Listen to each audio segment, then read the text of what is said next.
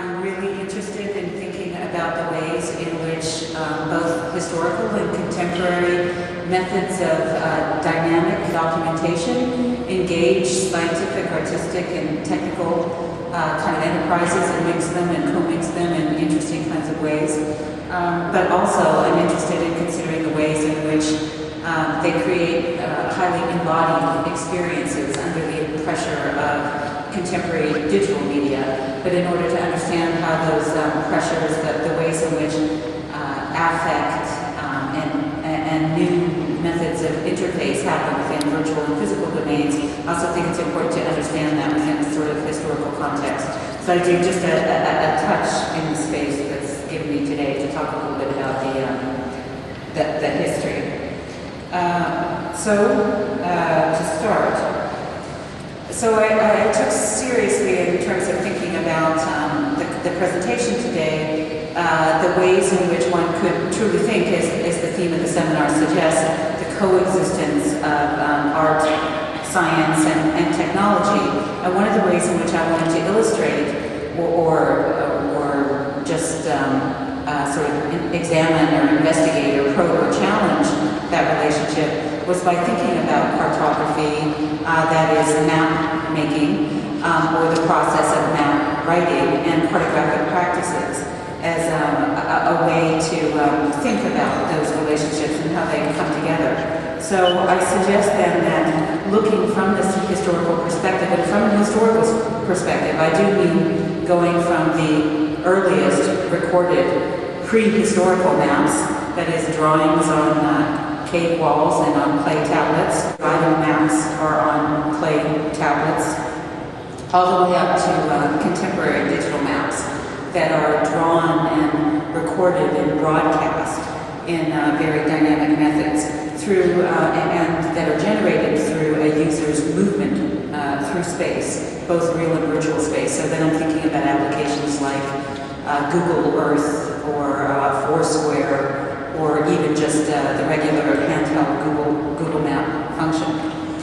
So from that vantage point, I think we can put the three terms in conversation. I believe that also provides then an illustrative framework to explore current interdisciplinary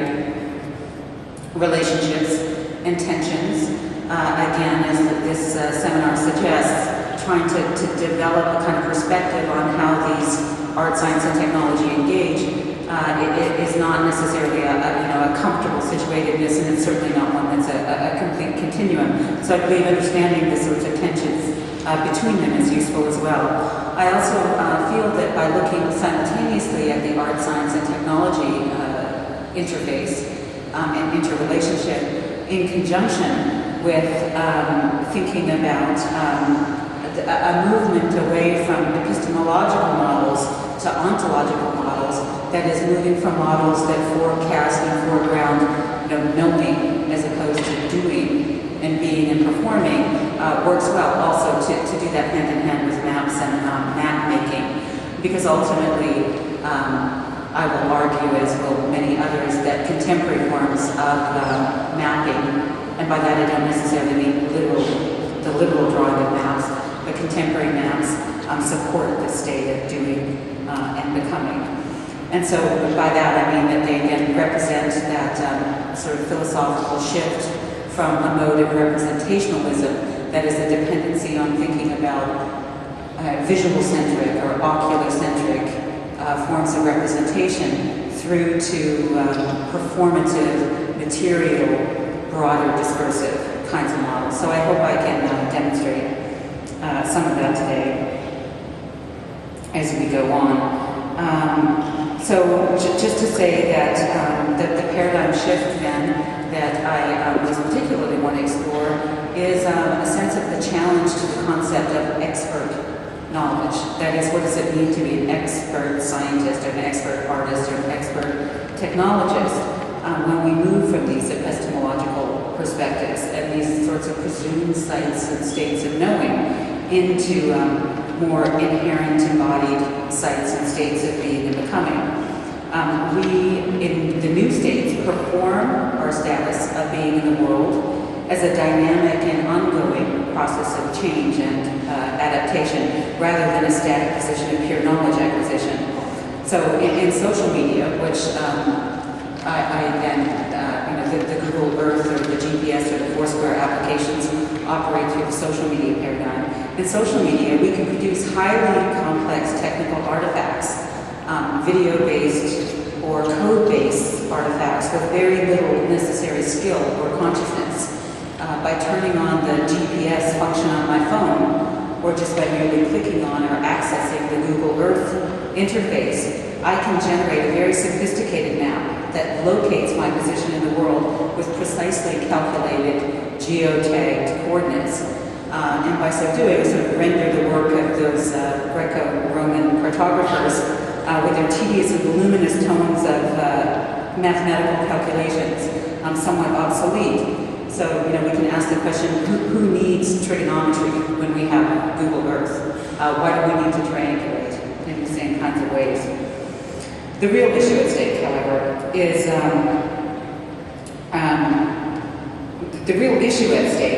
that my goal is not necessarily, or not even likely when I use this application, to be able to calculate the surface areas or the dimensions of the known Earth, or to mask the heavens or the celestial bodies and their orbits in a sort of Ptolemaic fashion. But rather I might use my Google Earth map to find the location of the nearest Starbucks. So again, the big tasks and the small tasks and how they come together as we move from a sort of perspective of stargazing and an important and rich scientific engagement in mapping instead to what one might consider a more trivial or amateur escapade of generating a map that maps my running route or shows me, as I say, where the nearest Starbucks is. So to critically address the texts and bodies supported by these current emergent digital media forms, I propose that a review of the role of affect and its connection to forms of organic expression outside traditional modes of representation and discourse is a generative avenue for investigation. An understanding of affect and organic beingness, both as a stimulant and as a method for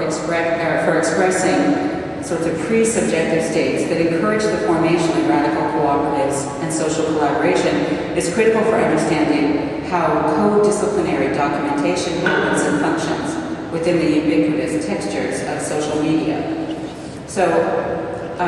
we talked a little earlier, I think we saw a map of some of the social media networks as they're generated, but just some statistics that according to statistics in late 2010, 24 hours of video is uploaded every hour on the video sharing platform YouTube, and over 500 million Facebook users spend over 700 million minutes per month communicating online, generating and personalizing content. Each of these platforms, exemplary of a multitude of other social media platforms, is invested in and driven by the user's desire to display, to modify, and to survey a dynamic archive of media materials foregrounding personal expression. To think about the names of the two platforms I mentioned, YouTube and Facebook, again, they suggest a kind of personal connection in there. And in fact, using references to the Twitterverse and the blogosphere itself suggests these, huge domains, these huge networked domains that are connected to kind of models of material space and of the kind of traditional cosmography, the map of the heavens, or the integration of the networks that happen within other mapping structures or the triangulations on the map. So if we use that as a kind of metaphoric model, we see that embodiment, seen as a state of affective and organic sensory beingness, is constructed to engage feelings of co-belonging, tactile physical expressiveness, and empathetic attitudes that are resistant to unitary representation. So in these spaces, the concept of the I, in the way that the concept of the you are here, and you are here, and I am here, and we are here together on a map, is challenged, is one that suggests complexity of rendering and a complexity of allegiance to artistic rendering, to scientific positioning, and to traditional methods of documentation. In addition, as we all know, social media spaces, both the public and the private, have come together in very novel ways in which we're not used to experiencing before. The ways that we represent ourselves online and the kinds of information we share is quite different. So as we move from that, from the idea of social media, I think we can consider a number of contemporary theorists who are reflecting on embodiment and affect. Mark Hansen is one in his work Bodies of Code, which features the work of Professors Fleischmann and Strauss. I think the review's work was in one of the earlier chapters. And he continually asserts the functional over the representational modes, and how functionality, or the notion of a primary sensory body, is one that we need to think of when we engage within a kind of digital media platform. So that, again, this notion of releasing yourself, documenting your experience, engaging with your artifacts in the kind of the tactile function through which many mobile handheld contemporary media happens, is one that suggests a kind of intimacy as we stroke and we move ourselves through space and we navigate and we share ourselves within that interface.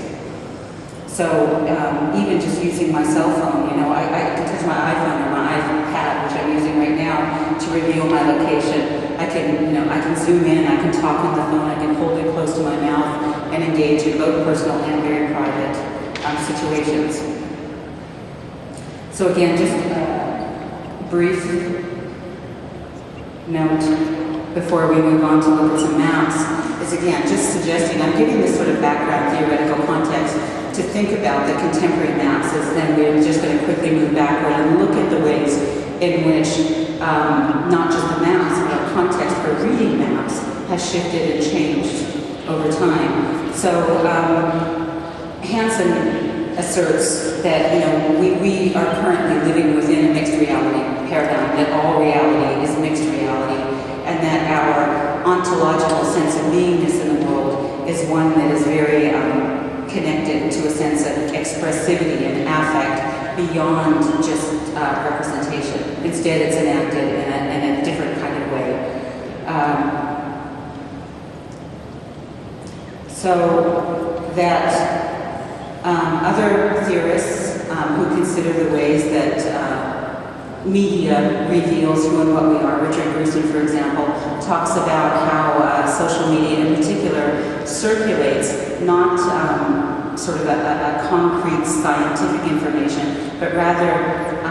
sites and states of co-belonging and sharing that are passed among us in these sort of micro-networks and these connections of exchange. So that, for example, Grusin's book, Pre-Mediation, is one that talks about the circulation of affect over post-9/11, the kind of the generation and the connection of information sites as people shared their experiences, but were not able to necessarily express them in kinds of concrete ways. So again, they create not, again, this kind of pure sense of subjectivity, this pure sense of creating information, but rather generate something very different. And so that when we engage with social media, they depend on us having a cooperative relationship with them. Earlier we talked about the kind of the process of plant dignity. Can we share a relationship with a plant in the same way that should we consider the ethics of our dynamics and our relationships with plants in terms of other things, or human and non-human things? And I think that social media and new forms of mapping also, in one way or another, bring